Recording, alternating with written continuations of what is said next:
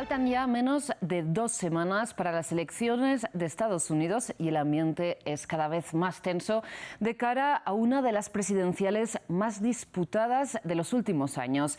Antes de entrar en materia, de entrar a debatir cómo influye el dinero en esta contienda, vamos a repasar la jornada de este martes.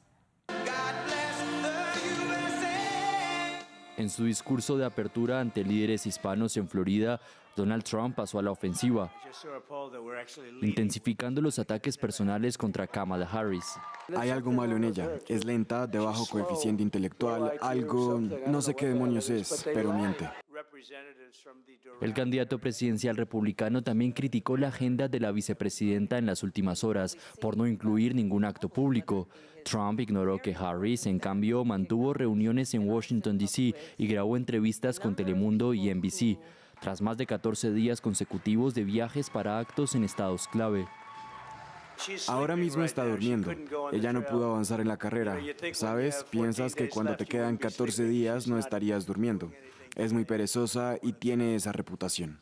Durante la entrevista con NBC, Harris dijo que pensaba que el país estaba absolutamente preparado para elegir a su primera mujer presidenta, pero restó importancia a su histórica candidatura. Parte de lo que es importante en estas elecciones es realmente no solo pasar la página, sino cerrar la página y el capítulo de una era que sugiere que los estadounidenses están divididos. La campaña de Harris se apoya también en una de las figuras más populares del Partido Demócrata, Barack Obama. El rapero Eminem presentó al expresidente en un mitin en Detroit el martes. Obama tomó prestadas algunas de las frases más famosas del artista.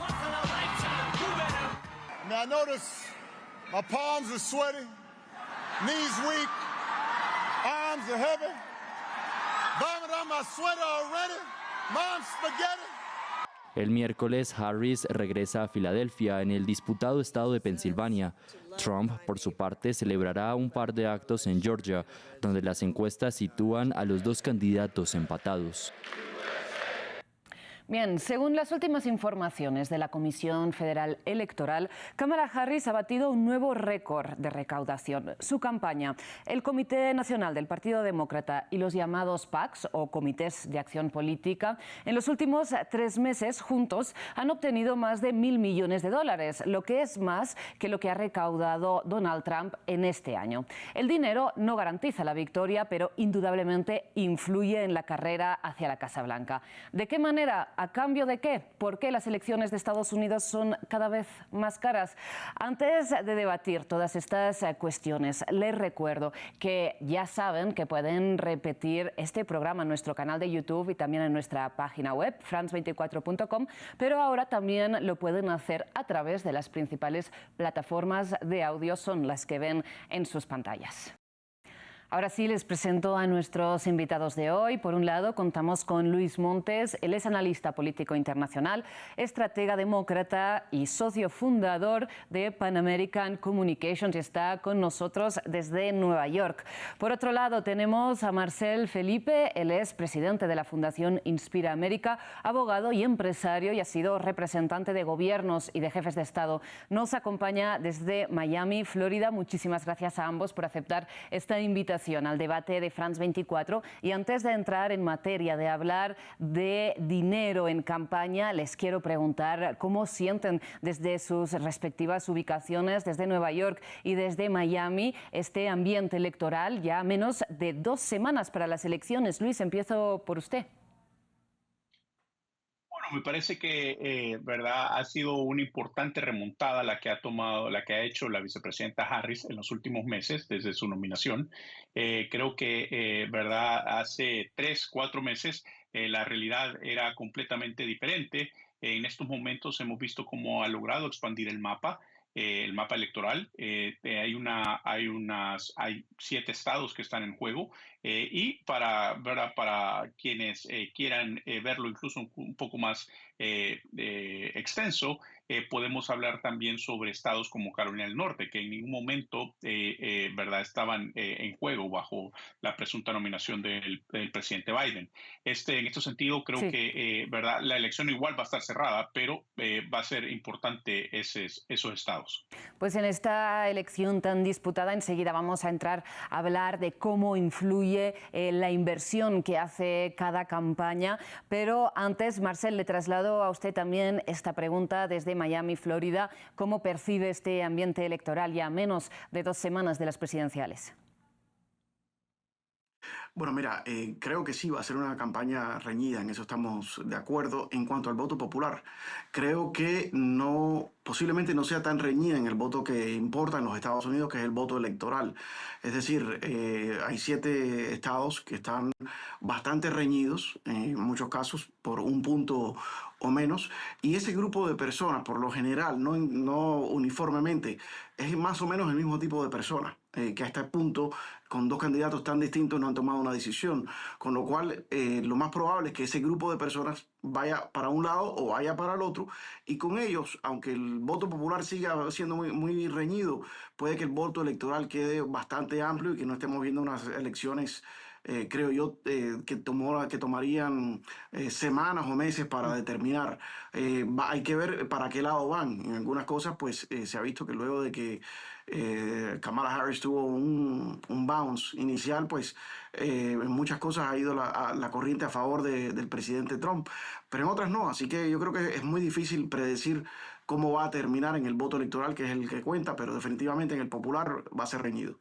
Sin duda, hablando de estos empujones que ha recibido Kamala Harris, sobre todo cuando presentó su candidatura, su campaña, recordemos, logró un récord de recaudación cuando Joe Biden, o más bien la campaña Biden-Harris, logró un récord de recaudación cuando Joe Biden se echó atrás en la carrera a la reelección. Les quiero plantear a ambos, para entrar en contexto, por qué en Estados Unidos las elecciones son cada vez más caras y por qué son de los comicios más caros del mundo. ¿En qué se invierte todo este dinero? Luis, le doy la palabra. Bueno, este dinero es invertido obviamente en la movilización de votantes, y la movilización de votantes se hace a través, ¿verdad? De aire, básicamente televisión, radio, redes sociales. Se hace también a través de lo que se conoce como el canvassing, que es básicamente, ¿verdad? Ir puerta a puerta, y que eso es en estos precisos 27, 30 condados donde se está en juego la elección dentro de esos 7 estados, es precisamente donde ¿verdad? Se invierte un montón de ese dinero, y es lo que hay, ¿verdad? Completamente hay soldados en el piso que están básicamente yendo a tocar puerta por puerta. En el pasado esto era voluntario, ahora en su mayoría son básicamente gente, ¿verdad? Pagada la que hace ese trabajo. Marcel, ¿es esta la forma más segura de conseguir a nuevos votantes, el puerta a puerta, todavía hoy en este mundo tecnológico en el que vivimos? Mire, yo creo que muchas elecciones recientes han demostrado que hay una diferencia en las estrategias que dan resultados. Sí, esas estrategias tradicionales siguen dando resultados, pero cada vez más el uso de las redes sociales es extremadamente importante, y depende de qué es lo que se busca en cada elección, porque una de las cosas que vemos es que hay elecciones en las cuales buscas el centro, tú tienes tu base y buscas ganarte los que están en el medio. Pero hay elecciones, y creo que esta es una de ellas, que se trata las bases están claramente identificadas, hay muy poquita gente en el centro, y qué tanto sale tu base a votar por ti es más determinante que los que quedan en el centro. Y esto creo que es unas elecciones de estas, y en ese aspecto creo que Trump tiene más dominio, no solamente de su propia base, o sea, más lealtad de parte de su propia base, mientras que el Partido Demócrata es un poco fraccionado por las guerras entre Kamala Harris y Biden, sino además Trump es un maestro en términos de las redes sociales. Su uso de las redes sociales, el dinero que gastó con Facebook en el 2016 fue algo que tomó a todo el mundo por sorpresa y cambió un poco la forma que hacen las campañas. Vimos en Milei en Argentina, que también es algo que se ha utilizado de esa nueva forma de hacer campaña y es importante. O sea que el dinero, incluso en las redes sociales, sigue siendo extremadamente importante para una campaña porque saca la movilización y yo diría casi que más importante que pagarle a todos estos voluntarios. Una cosa que es interesante y que tenemos que explorar no es solamente el dinero, sino es el poder que tienen los dueños de las redes sociales. Exacto. En el cual normalmente para hacer cualquier tipo de fraude o dar más dinero de la cuenta uno tiene que conspirar con otra persona, pero el dueño de una red como puede ser Facebook o Twitter en su época, puede sentarse en su oficina, cambiar el algoritmo para que salgan más anuncios de un candidato que del otro y nadie se va a enterar porque cada cual solamente ve el feed, la señal que recibe en su propia red. Entonces es un peligro importante para la democracia. Creo que el Congreso está empezando a despertar con respecto a eso y creo que es una de las razones que motivó a Elon Musk a comprar Twitter, su percepción de que Twitter estaba siendo injusto a favor de los demócratas de esta manera y que era muy difícil de detectar. Precisamente hablemos de Elon Musk porque ha cobrado un papel protagonista en la campaña republicana a favor de Donald Trump. Él llega a asegurar que si Kamala Harris gana estas elecciones serán las últimas que se celebren en Estados Unidos. Lleva adelante una campaña de acoso y derribo a través de su cuenta personal de X contra la candidata demócrata, pero además ha dado 75 millones de dólares a la campaña de Donald Trump y ha recientemente impulsado una controvertida iniciativa que consta en, recordemos, sortear $1 millón diarios para votantes inscritos en los 7 estados en disputa, en estos estados péndulo que van a decidir la elección, que firmen un comunicado defendiendo la primera y la segunda enmienda, es decir, la libertad de expresión y el porte de armas. Luis, dado esta información, ¿cómo cree usted que legalmente se acoge esta iniciativa que ha impulsado Elon Musk? Bueno, va a ser interesante poder determinar eso se lo vamos a dejar a los abogados, ¿verdad?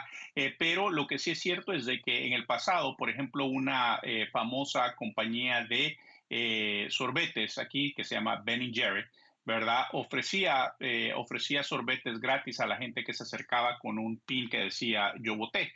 Y básicamente ¿verdad? Recibieron una notificación del Departamento de Justicia donde no lo podían hacer. Entonces, en ese sentido, va a ser interesante ver cómo esto se desarrolla. Lo cierto es, al final del día, es que Trump ha puesto a la venta la Casa Blanca. Él ha sido claro en decir de que él va a nombrar a Elon Musk de llegar a la presidencia ¿verdad? a esta posición en la que básicamente va a tener control. El zorro va a tener control sobre el gallinero. Muchas de las agencias que lo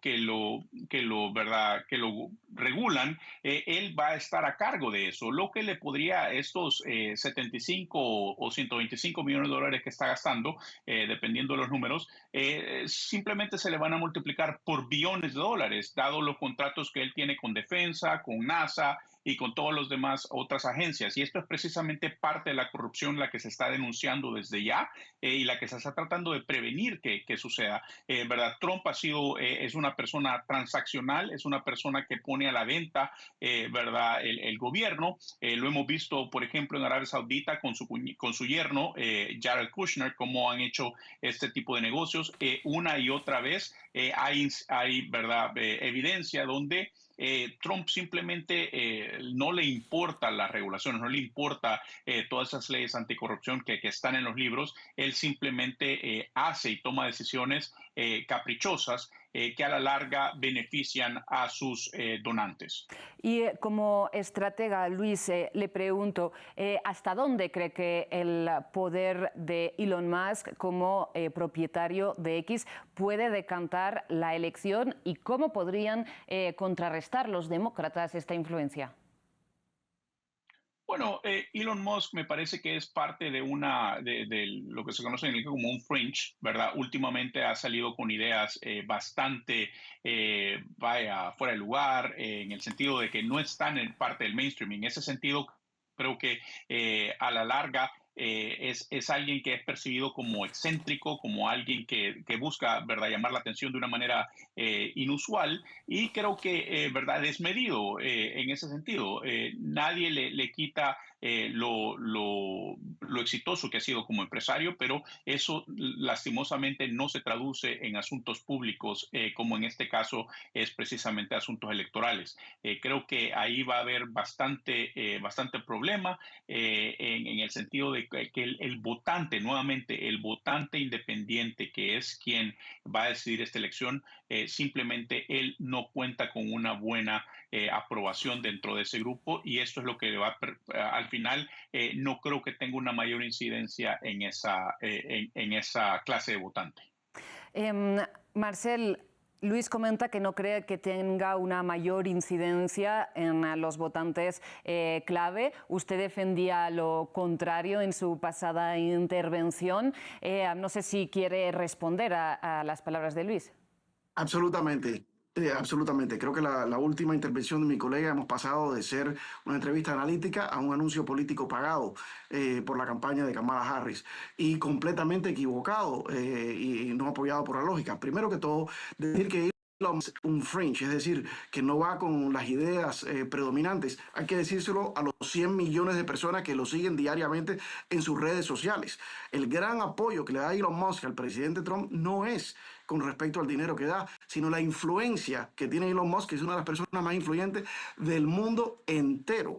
Que por cierto, era un demócrata, como también lo era el presidente Trump. Y lo que estamos viendo es todo lo contrario.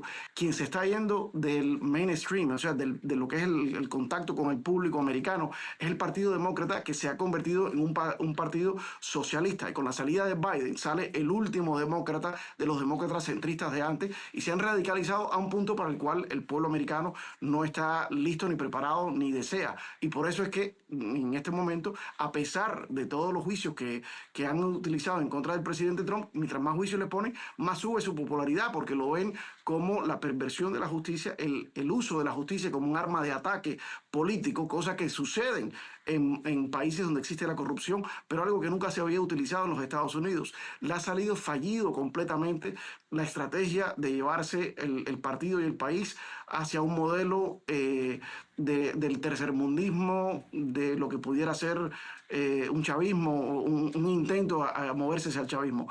El pueblo lo ha rechazado y por eso es que tiene estas elecciones tan controvertidas en este momento. Elon Musk, por cierto, no puedes decir y quejarte, por un lado, que Elon Musk ponga dinero y que por eso es algo negativo, cuando George Soros y tantos otros filántropos de ultraizquierda han pasado toda la vida financiando el Partido Demócrata. Los republicanos no han tenido eso hasta ahora. Entonces ahora sí eso es un problema, pero cuando era para ellos no era un problema. Creo que si vamos a entrar en la parte sustantiva de política y tenemos mucho para hablar. En la parte analítica creo que ambas partes tienen mucho dinero, ambas partes tienen muchísimos recursos. Lo que sí tienen los demócratas a su favor, que muchos servicios de inteligencia extranjeros interfiriendo en estas elecciones a favor de Kamala Harris, porque la ven como una candidata mucho más débil, de la cual pudieran aprovecharse más si es la presidenta de los Estados Unidos.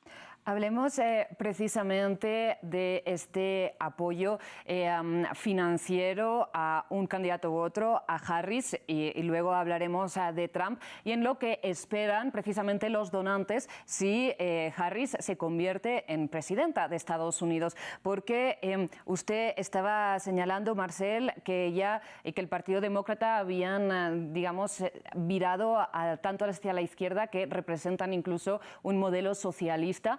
Pero le pregunto entonces cómo entiende que hayan logrado un récord de recaudación proveniente en gran parte de empresas, de multimillonarios que buscan estos poderes económicos en un eventual mandato de Harris. Totalmente. Mira, primero que todo hay que diferir siempre en dos cosas. El apoyo de las corporaciones tradicionales que tienden a ser más institucional y más de darle a los dos partidos. Y el apoyo de los empresarios que al ser individuales pues pueden disponer de su patrimonio como quieran, como pues George Soros en la izquierda o Elon Musk en la derecha.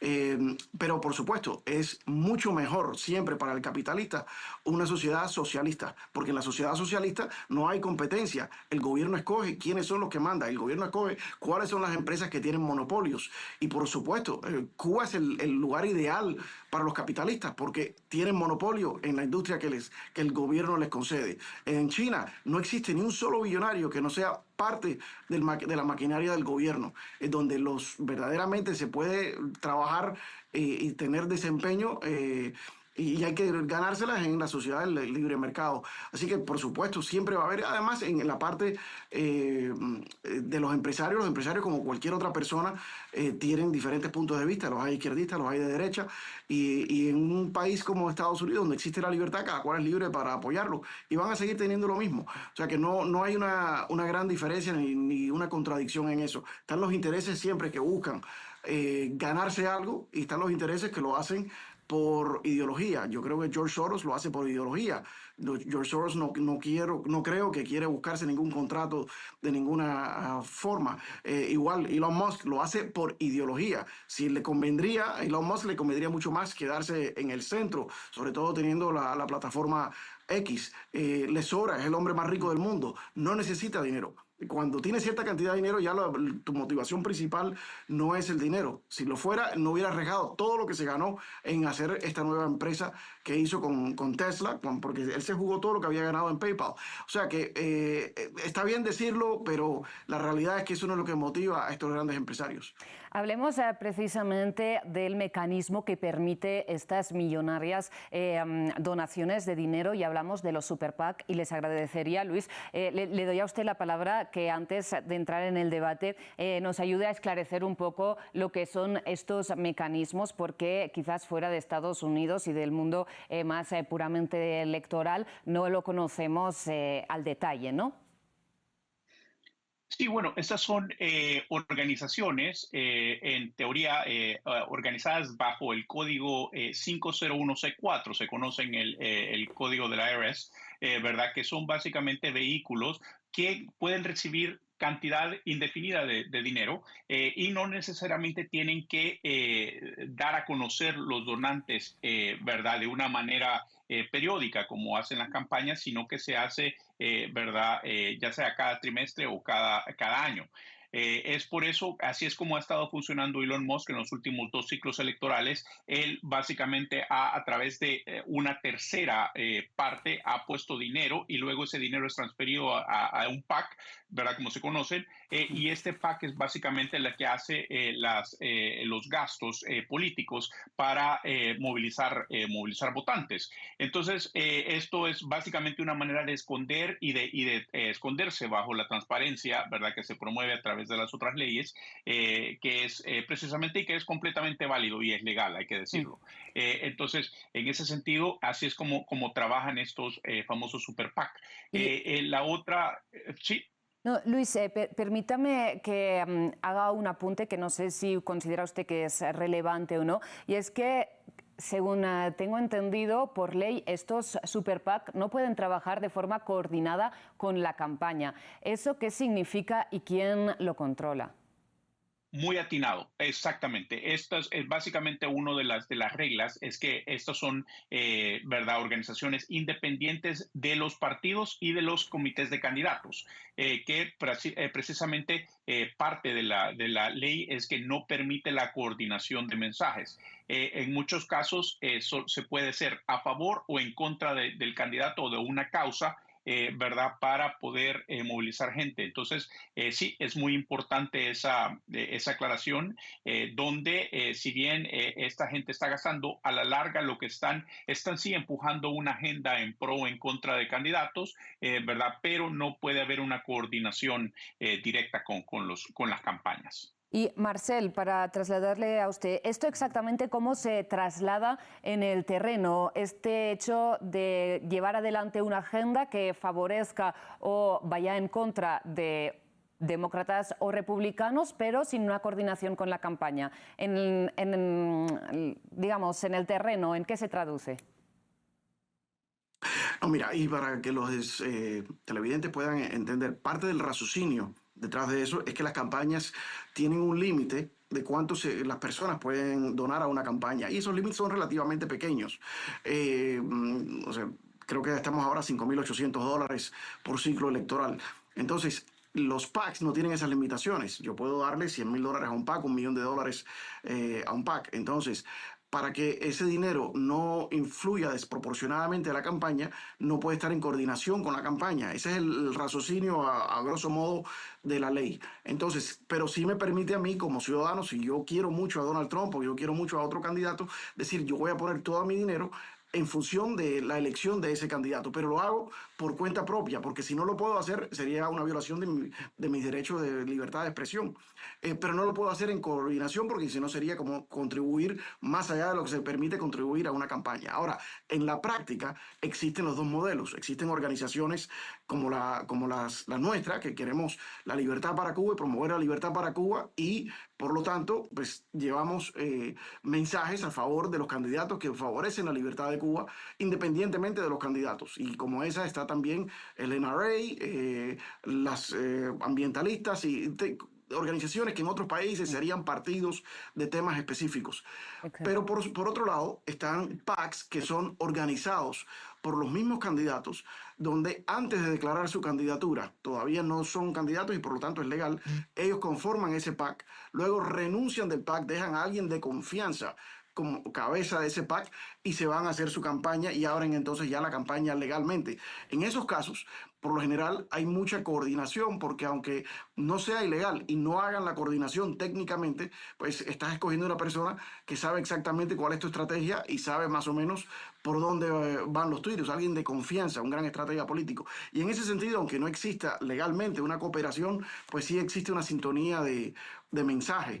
Si hubiera una cooperación directa sería ilegal y pero eso es más o menos en el terreno cómo se traduce. Marcel, nos vamos quedando sin tiempo, pero rápidamente explíquenos qué es lo que hace su organización en estas elecciones. Por ejemplo, una actividad que sirva de ilustración para nuestra audiencia.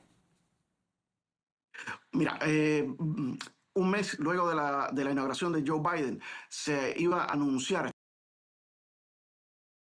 de Obama hacia Cuba. Reunimos acá en el Museo de la Diáspora a todos los líderes cubanos americanos electos de ambos partidos, republicanos y demócratas, para decir que hablamos con una sola voz y que hay que mantener las sanciones a la dictadura y promover la democracia. Eso hizo congelar esa política de Biden hacia Cuba, por lo menos hasta el día de hoy, pero con la salida del senador Bob Menéndez, pues ahora entramos en una dinámica electoral donde nadie en el Partido Demócrata está argumentando por la libertad de Cuba, sino más bien por ayudar a la dictadura castrista, llevándonos a un punto en el que ya no podemos utilizar el bipartidismo como tradicionalmente lo hemos utilizado. Ese es el tipo de actividades que hacemos también, mensajería en general, registración de votantes. Esas son las cosas que harían organizaciones como la nuestra. Hablemos de un comité de acción política, de un PAC que se define como bipartidista y es quizá uno de los más conocidos. Hablamos del AIPAC, que se definen a sí mismos, ¿no?, como el mayor comité de acción política de pro-Israel en Estados Unidos, ¿no?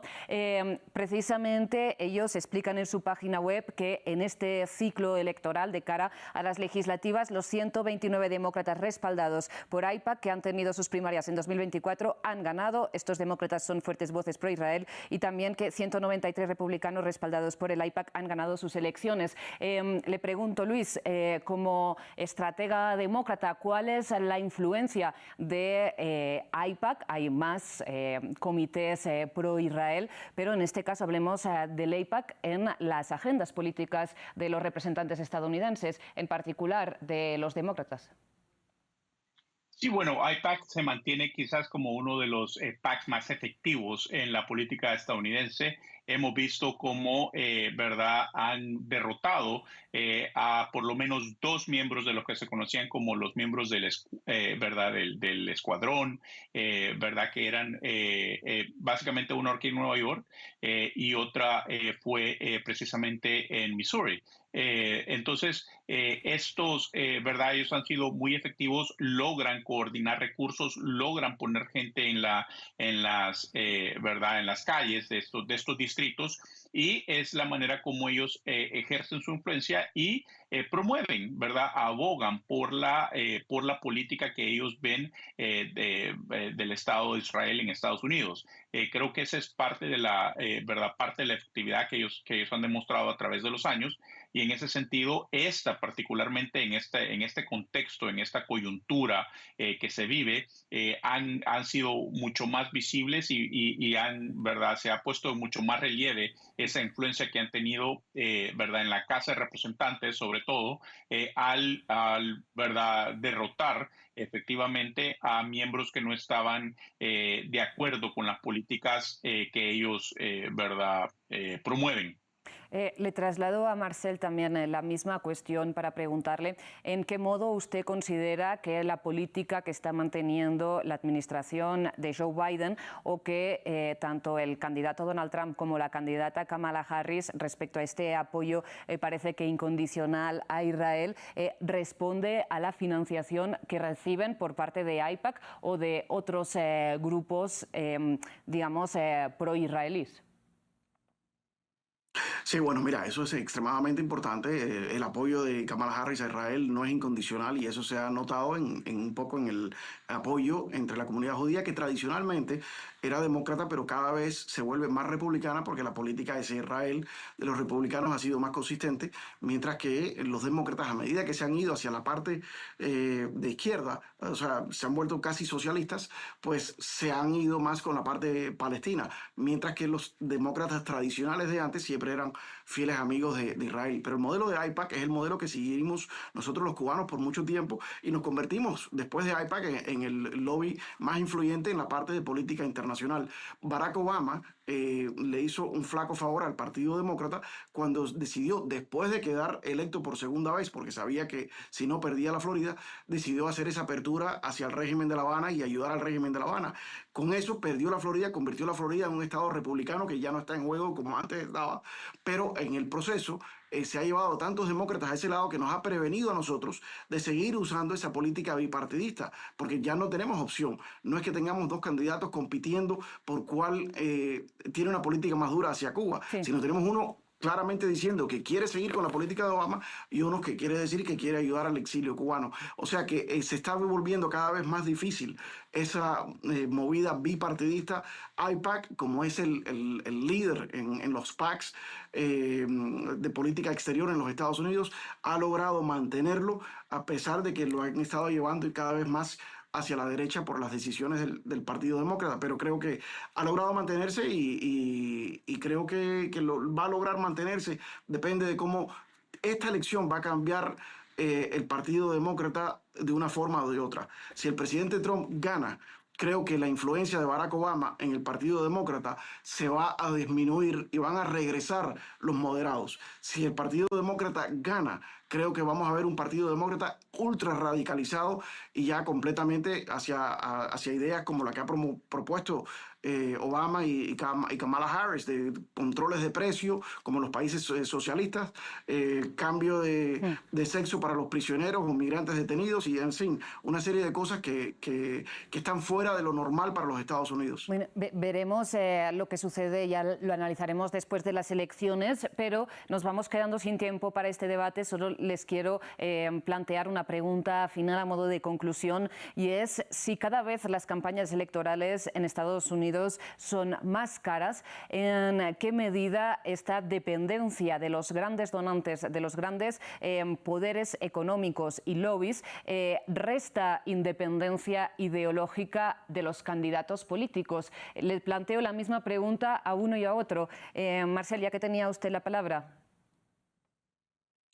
Bueno, creo que una de las cosas que propulsó al presidente Trump al punto en donde ha estado, cuando nadie lo esperaba, incluyendo la mayoría de las personas dentro del Partido Republicano, es precisamente el decir: yo soy independiente. La primera vez que se postuló, él dijo: yo no necesito dinero de nadie ni voy a recaudar dinero. Y eso en el ambiente actual pues resonó. En cambio, candidatos que son, digamos, políticos de carrera, como la señora Harris, tiene esa nube.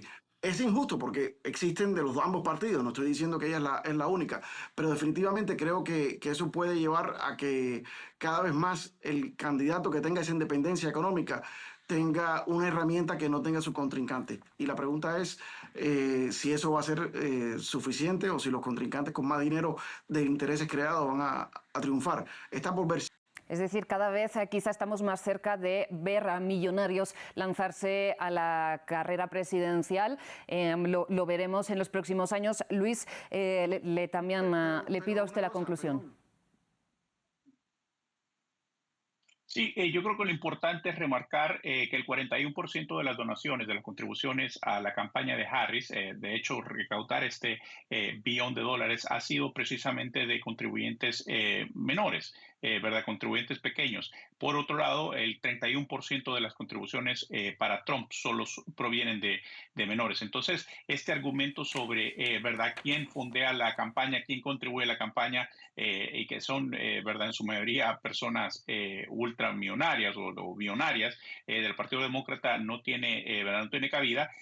Claramente es un 10% la diferencia entre una campaña y otra, y lo que da a demostrar es básicamente el nivel de energía que ha encontrado. Y a pesar de todas las mentiras que se hablan, ese precisamente documento del Departamento de Justicia del 2018 que fue firmado por el presidente Trump para el cambio de género de los prisioneros es parte de la desinformación que estamos hablando, parte de la desinformación que estamos viendo también por parte de Rusia, haciendo verdad, cuestiones que son, hay que decirlo, es parte de la verdad de la alianza entre el Partido Republicano y Rusia, que simplemente es vergonzosa. Por un lado hablan del socialismo y comunismo y por otro lado están amarrados con Putin, verdad, de la mano y del ombligo hasta a la saciedad, oponiéndose a la guerra, al fondeo en Ucrania y en otros lados.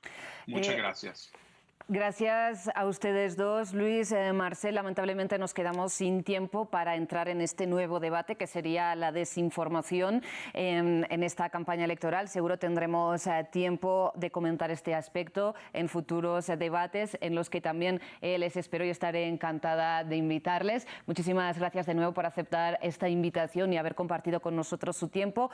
Una vez más, el agradecimiento es para todo el equipo técnico y de producción que hace posible el debate y todos los programas de France 24 y a ustedes, como siempre, por su atención. Ya regresamos.